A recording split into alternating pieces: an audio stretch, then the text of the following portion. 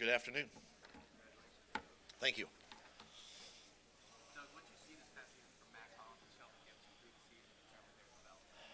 Starting with Mac Hollins, you know, first thing with him was special teams. We felt like he was going to have a big impact and a big role on our special teams units, and he made an impact right away, and that's what kind of his primary position. And then he just evolved as he got more comfortable with the offense. He started playing a little bit more situational for us offensively, and did a nice job for us the entire season. Shelton Gibson was another one that as you know, was a DAC pretty much all season, and then we just made a switch between him and Marcus Johnson, and just wanted to see what he could do, get him up. He was a gunner for us on special teams. He was showing up a little bit, eager to play. You know, didn't get in on offense, obviously, very much with the depth that we had there, and just looking forward to both of these guys now returning in April and going to work again.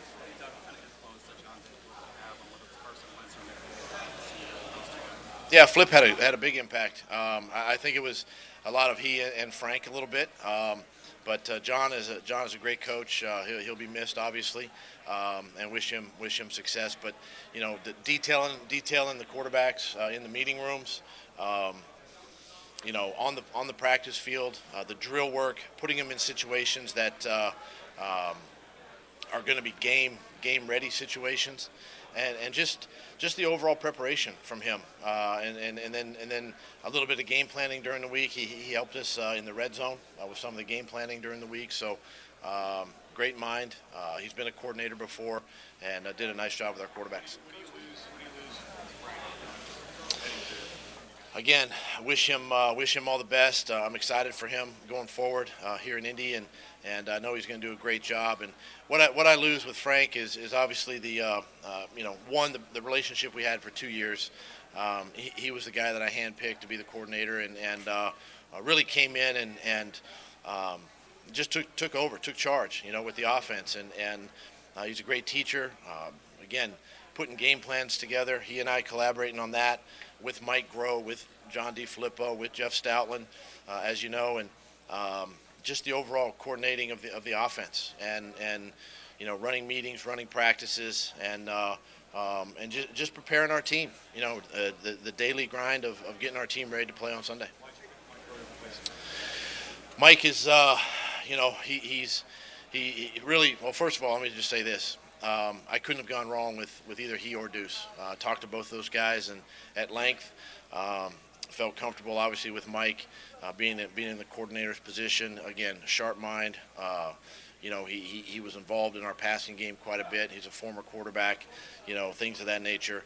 Just made a nice fit for me, and then Deuce is, as you know, promoted to assistant head coach, and which I think is well respected. I respect the heck out of Deuce and what he's done, what he's brought, and how he's managed that running back room, for the last 2 years, and some of the dynamic personalities in that room. And he does an outstanding job too with the run game, with Coach Stoutland. So I couldn't have gone wrong with either one of the guys, and so I feel very blessed to have them both. Coach, what changes about Nelson Aguilar, and what kind of player he's becoming for you? Well, the biggest change obviously was giving him an opportunity to play in the slot, and he really embraced that last spring and summer throughout camp. And it just takes a little bit of time. Him gaining confidence within the system.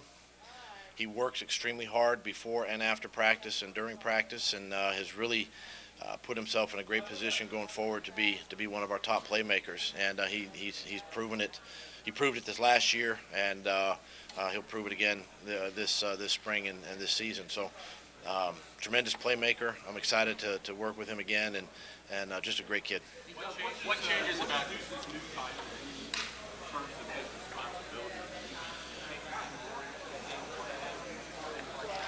Yeah, and one of the things I want to do with him is grow his sort of his input in the game planning a little bit. I know he's really involved with the run side of it, with Coach Stoutland and Eugene and Justin Peel.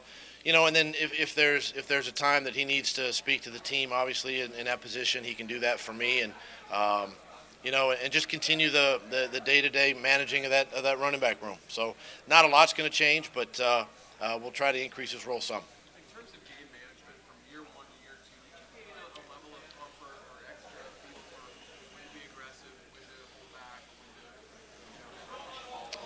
After my first season, I just went back and studied the play calls. I studied, how I called games, how I approached games, how I studied and prepared to get myself ready to play. And I think that's a big advantage to be able to do that after the first year of calling plays for the entire year.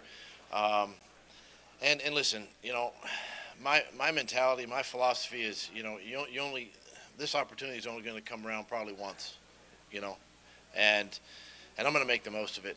And listen, I'm going to do what's right by our football team. I'm going to make sure our guys are in position to be successful.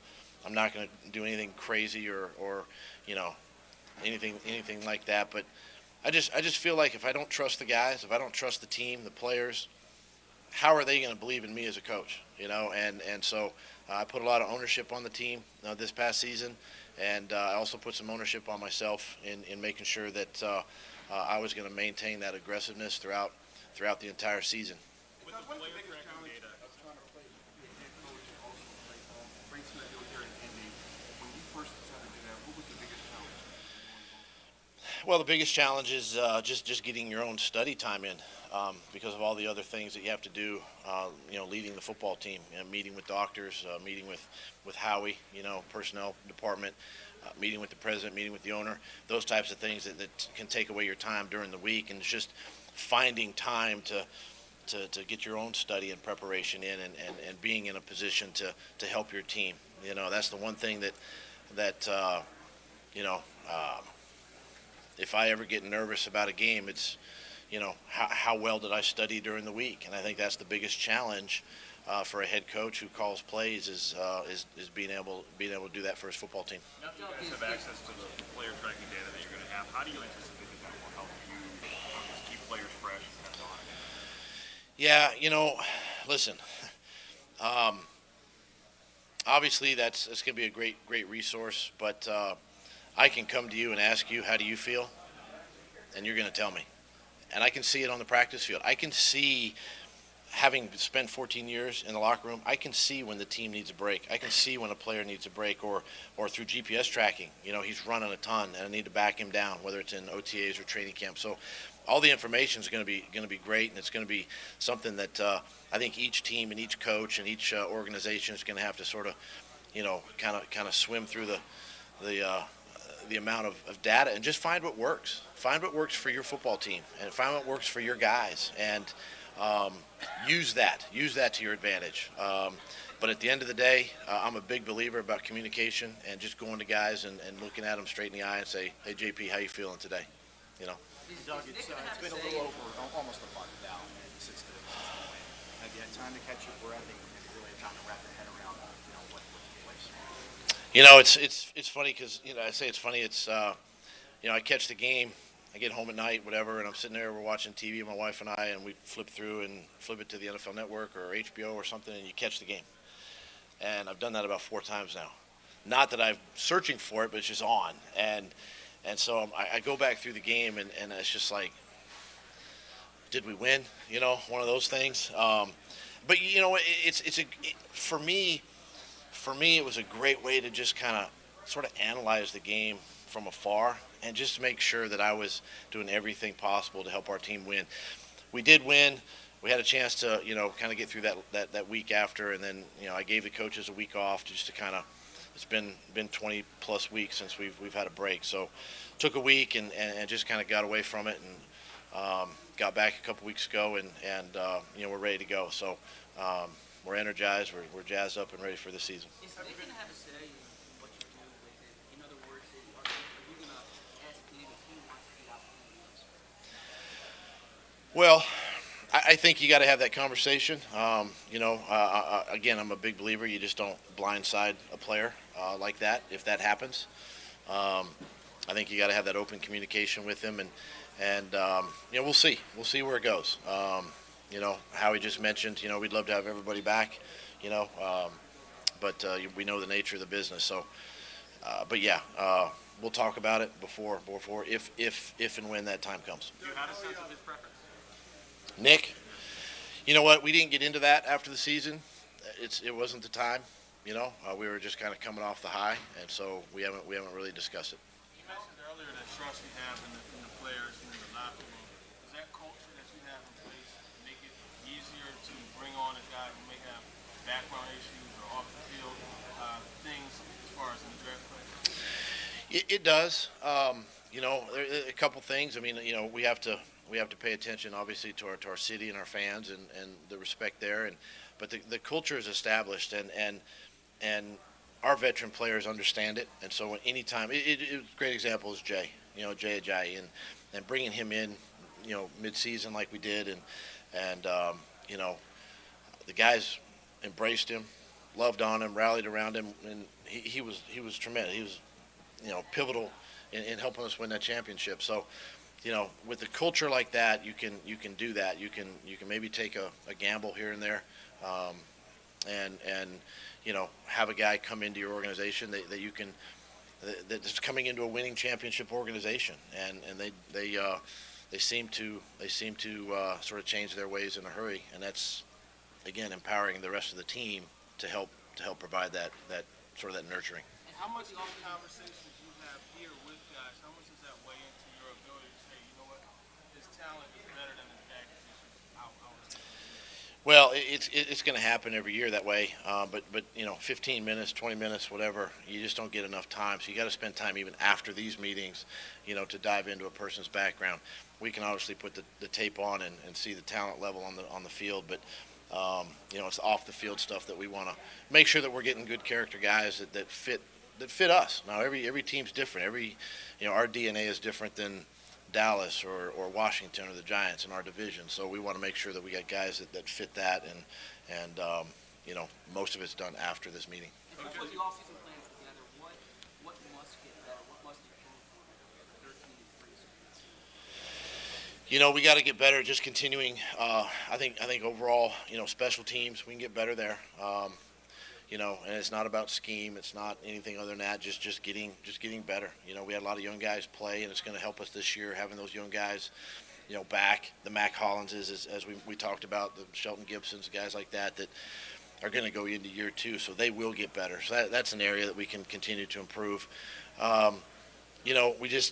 We just got to continue to do the little things too. Our red zone, we got to continue to have success in the red zone, I think.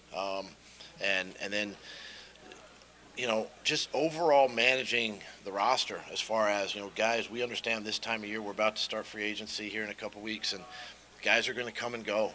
And it's about finding guys that fit our culture, getting them into the building, getting them caught up to speed when OTAs start, and just continue to manage it that way.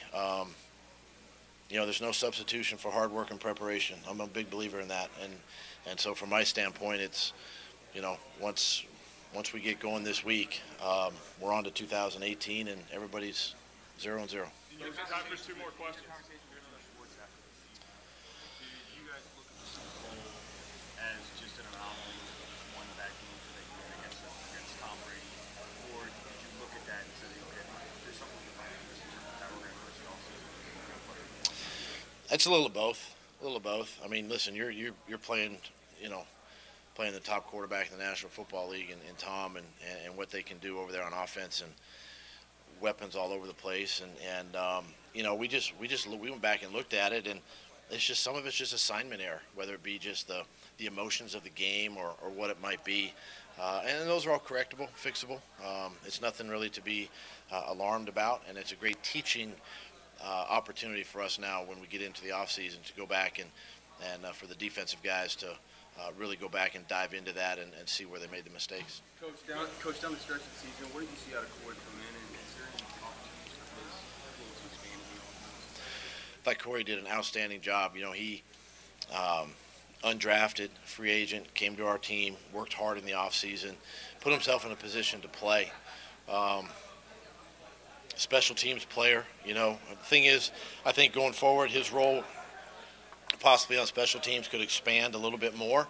Obviously in the offense, with Jay and the guys we have, it could increase some. We don't know until we start practicing and seeing how the roster shakes out, but was real impressed with him and some of the plays he made down the stretch, even throughout the course of the season, the catch in the end zone, in the Super Bowl, and really a couple catches in that Super Bowl game to really stand out the way he did for a rookie player. I'm really excited about his future. Thanks, Coach. All right, guys. Thanks.